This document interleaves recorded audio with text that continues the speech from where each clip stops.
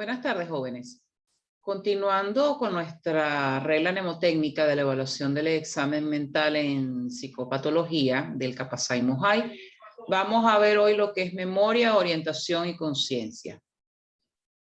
La memoria es la facultad del cerebro para retener y recordar eventos del pasado.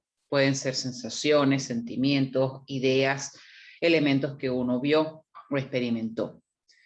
La memorización cuenta con tres elementos fundamentales, que es fijación de la información, almacenamiento de la misma y la rememorización. Entre los tipos de memoria tenemos una que llaman memoria mediata, inmediata y tardía, que pueden resumirse en memoria de corto plazo y largo plazo.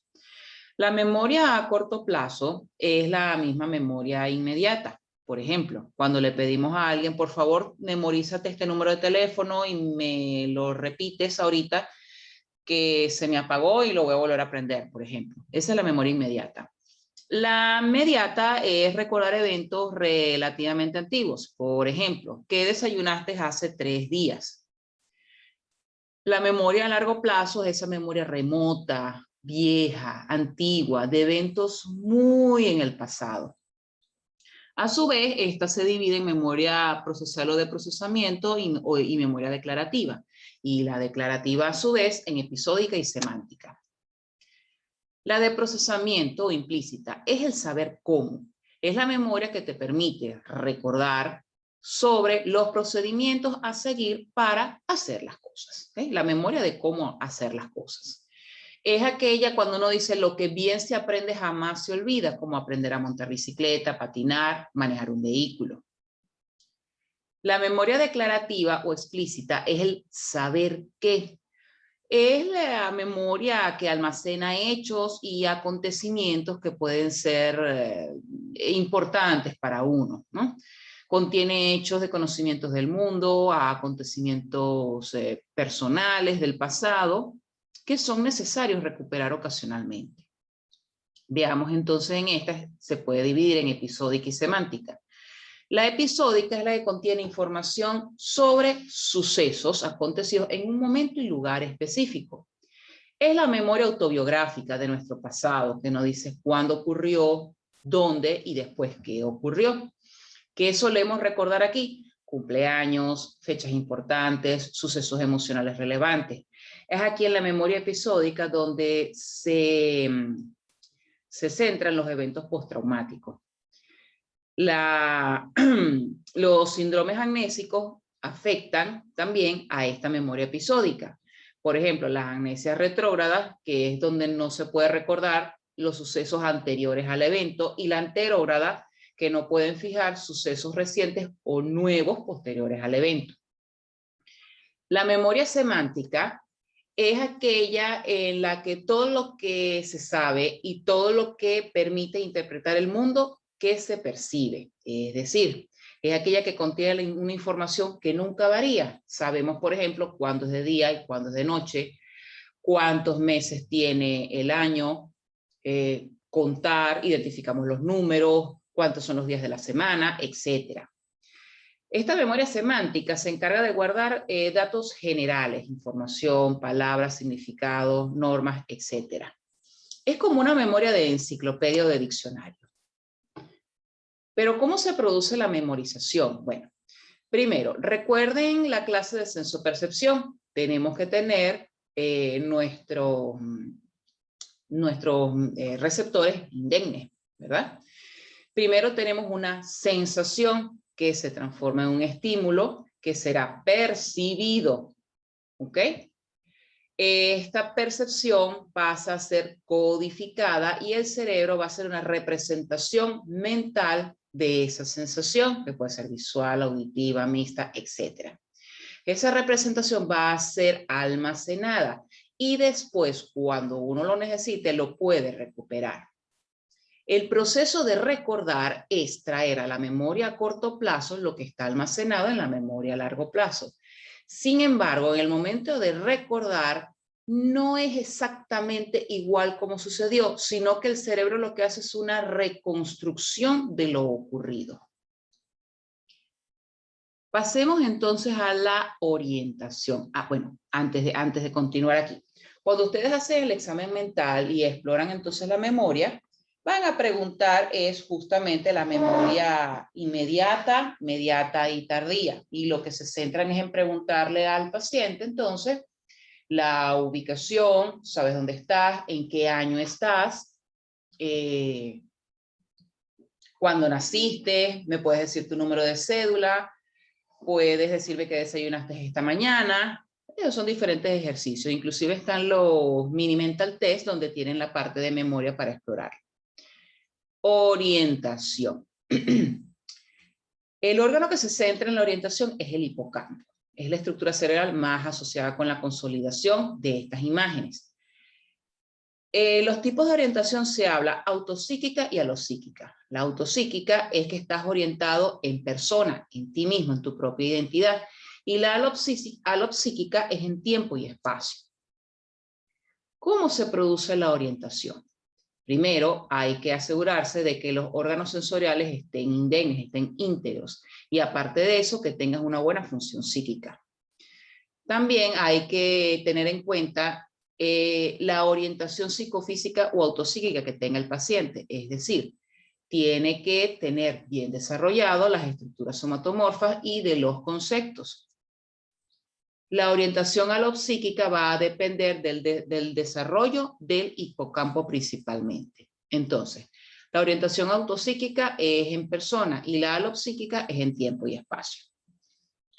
Cuando todos estos procesos, la integridad de los órganos sensoriales más integridad de las funciones psíquicas, va a producirse un mecanismo en que toda esta información extrapersonal va a viajar en forma, ¿cómo les digo? Somatotópicamente, esta información va a ser transmitida desde la corteza entorrinal, el súculum, hasta la estructura laminar, para poder hacer el mecanismo de orientación. Esto ya es un poco más neurológico, ¿no?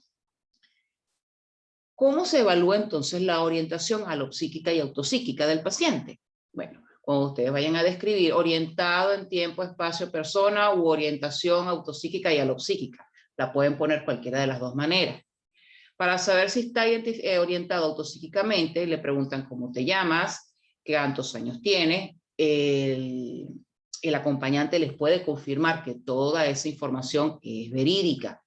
Puedes preguntarle su nacionalidad, dónde naciste, etcétera. O puedes preguntarle qué eres tú de tu acompañante, bueno, yo soy su papá, su tío, su pareja, etcétera. En tiempo, con pedirle fecha, día y hora está bien. Sin embargo, recuerden que un paciente que ha estado mucho tiempo hospitalizado podría estar ligeramente desorientado en fecha y día de la semana. ¿Ok? Porque a veces estos pacientes pues están desconectados, no hay una tecnología a la cual es accesible para poder orientarse en qué día y mes están, pero te van a saber el año. Cuando es estos casos, tú les puedes preguntar aproximadamente, estamos a principios de mes o a finales de mes, y ellos a veces hacen su aproximación. Yo a veces le pregunto quién es el presidente actual, y quién es el que estaba antes de él, y quién estaba antes de él. Claro, en nuestro caso, en Venezuela, nuestros presidentes han durado demasiado tiempo, pero anterior al difunto, Hugo Chávez, les preguntaba quién estuvo antes de él y los pacientes, tú podías ahí evaluar la orientación en tiempo. En el espacio tú le preguntas, ¿dónde estás en este momento? Esto es, a veces les puedes poner de selección simple, esto es un consultorio, es una panadería o es una peluquería. Y ahí puedes ver fácilmente la orientación del paciente.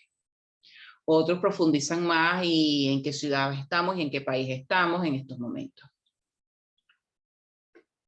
Berríos hace una clasificación de los trastornos de la orientación, pero la otra que le describí, con que me digan que está orientado en tiempo, espacio, persona, es más que suficiente. Pero es importante que conozcan esta clasificación que plantea Berríos. Está la desorientación orgánica, es una desorientación masiva que abarca tiempo y espacio. El paciente no sabe ni siquiera dónde está parado, ni en qué momento es. Está como amnésico. Puede asociarse a un proceso de desorientación autopsíquica. Hay que pensar que puede ser un síndrome confusional grave. La etiología suele ser orgánica. La doble orientación delirante, particularmente yo no las he visto todavía, es cuando el paciente se orienta simultáneamente o alterna con parámetros normales y anormales a la vez. La falsa orientación, cuando el sujeto se orienta en base a parámetros patológicos. El paciente ignora los parámetros temporoespaciales que son reales. Tú se lo debates, se lo enseñas, mira, ve la hora en mi celular, en la computadora, en el reloj de la pared, y no, son los parámetros que él patológicamente se ha establecido.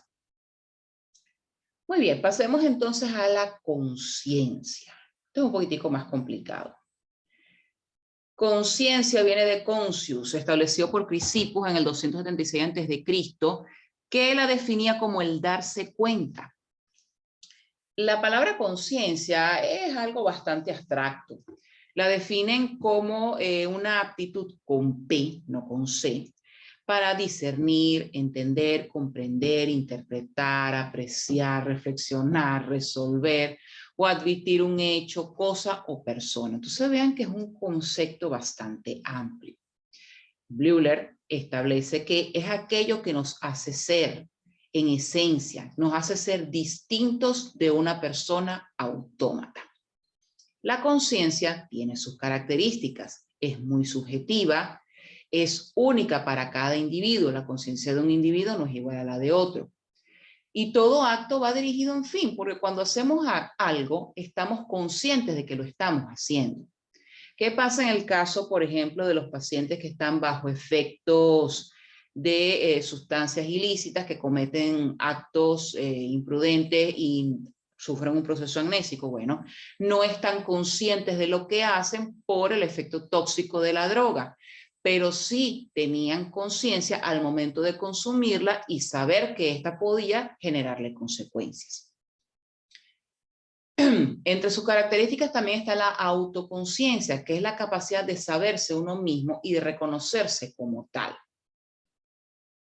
Todos conocen la escala de Glasgow, que es una escala de aplicación neurológica para medir el nivel de conciencia. En psiquiatría, en el examen mental, no se va a utilizar la escala de Glasgow.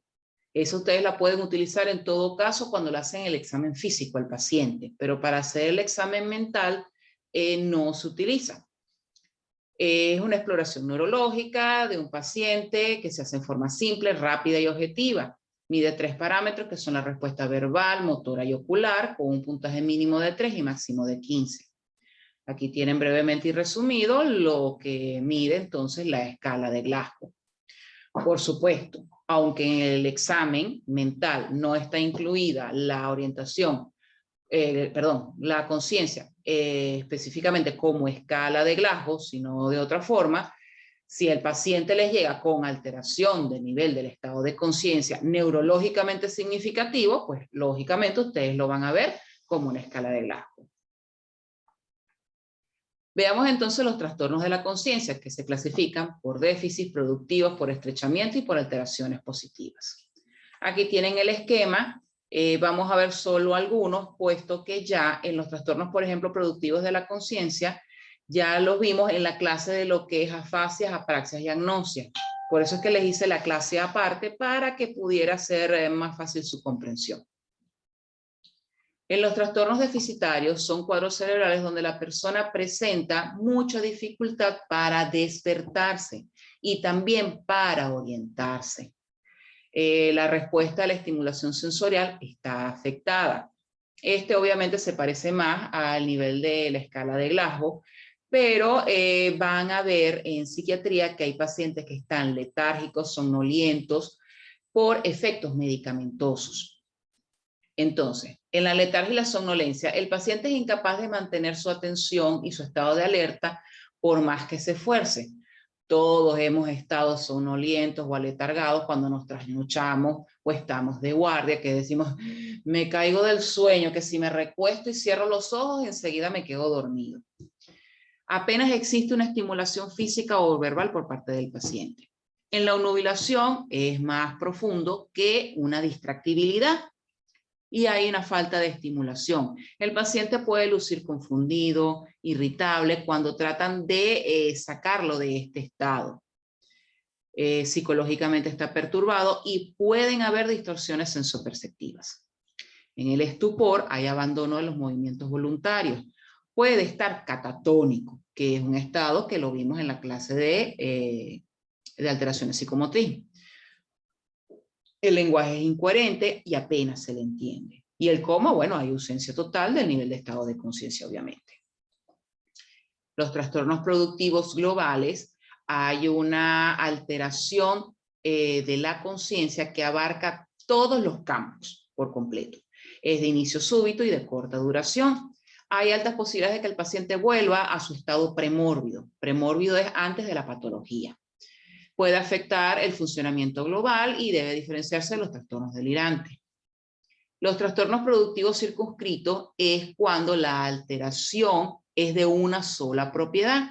Son muy poco frecuentes y están asociados a enfermedades psiquiátricas o neurológicas. Los trastornos globales, tenemos el onirismo o el delirio del sueño, donde el paciente cursa con una confusión que le cuesta diferenciar lo real de lo imaginario, donde imagina estados similares al sueño, que están intercalados por periodos de lucidez. El estado asténico o apático suele verse más que todo en los adultos mayores. Suelen preceder a los estados tóxicos o a los síndromes confusionales. Tiene alto riesgo de evolucionar a un delirium, un ME. Hay mucha labilidad afectiva, mucha irritabilidad, fatiga y apatía. Hay afectación de la memoria y orientación. Ya vimos lo que era el estado confusional agudo y ya vimos el delirium. No se los voy a volver a repetir, pero sí les recuerdo que el delirium es una urgencia psiquiátrica que suele darse con mayor frecuencia en adultos mayores, pero también lo vemos en otros grupos etarios. Es de causa médica no psiquiátrica y la alteración es transitoria del estado mental, donde van a encontrar perturbación del nivel de estado de conciencia o fluctuación del nivel de estado de conciencia. Hay alteraciones de las funciones cognitivas y del comportamiento. Y la evaluación, ustedes podían pedirle que recite los días de la semana en orden inverso. En este caso esto va a estar alterado, el paciente no lo va a poder hacer. Los trastornos productivos circunscritos suelen aparecer en cuadros neuróticos, donde tenemos la despersonalización. Esta está dentro del grupo de los trastornos disociativos también. Los pacientes neuróticos, cuando hacen despersonalizaciones, describen experiencias de que ellos salen de su cuerpo y ven a su alrededor, incluyendo su cuerpo, como si ellos fuesen un espectador en una pantalla de televisión. Tiene un sentido de realidad que puede estar intacto, pero hay mucho deterioro social y laboral.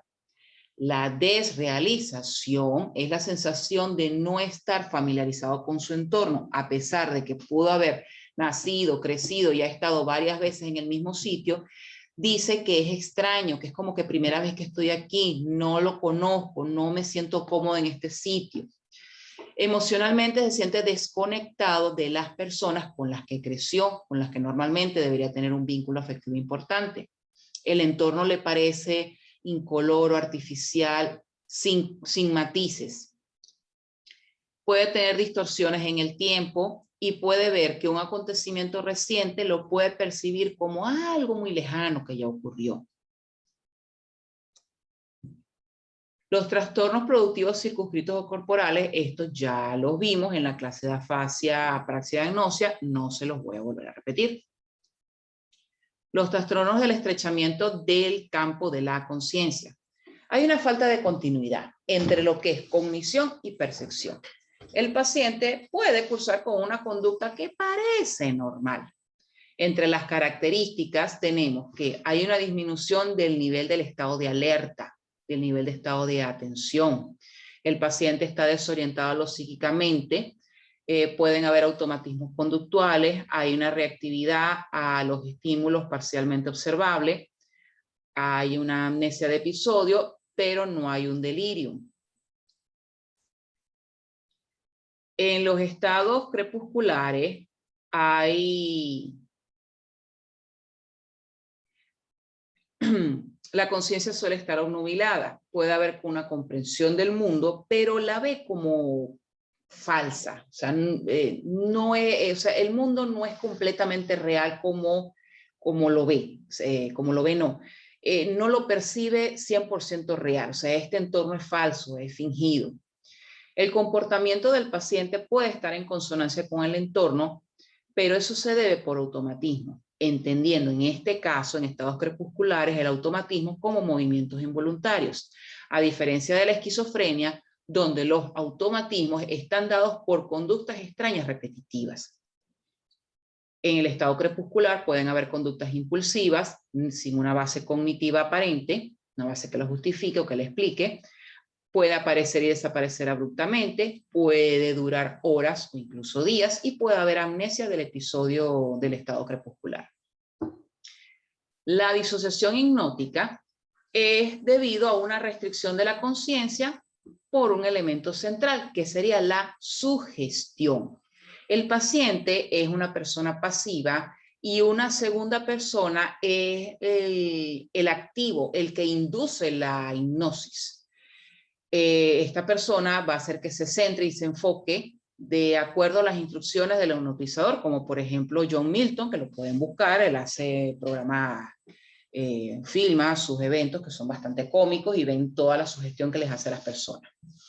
Acepta las distorsiones de la realidad que le induce el hipnotizador y suele haber una amnesia de este episodio. Personalidad o identidad doble o múltiple es cuando hay presencia de dos o más personalidades.